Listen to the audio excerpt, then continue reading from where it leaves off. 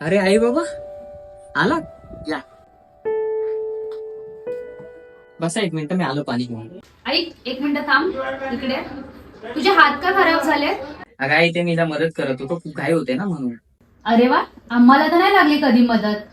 पुरुषांनी आपली महत्वाकांक्षा जपली पाहिजे. काय होणार आजकालच्या पिढीचं काय माहिती.